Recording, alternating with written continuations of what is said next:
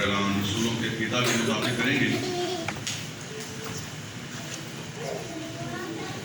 मैं ईमान रखता हूँ खुदा कादिर मुतलक बाप पर, जिसने आसमान और ज़मीन को पैदा किया, और उसके इकलौते बेटे हमारे खुदा यीशु मसीह पर, जो रूहुल कुद्दस की कुदरत से पेट में पड़ा, हमारी मरियम से पैदा हुआ, पैंतूस पिलातूस की हुकूमत में दुख उठाया, मसलूब हुआ, मर गया और दफन हुआ, तीसरे दिन मुर्दों में से जी उठा, आसमान पर चढ़ गया और खुदा कादिर मुतलक बाप की दाहिनी तरफ बैठा है, जहाँ से वो जिंदों और मुर्दों की अदालत करने को आएगा।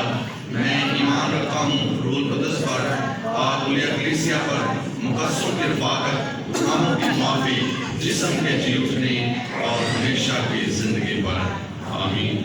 हम इसी हालत में ज़बूर 85 उसकी 2 जो लाइनें हैं वो गाएंगे वायर के साथ मिलकर, और अपने आप को खुदा के जिंदा पाक कलाम के लिए तैयार करेंगे। इसी तरह दुआया हालत में रहे।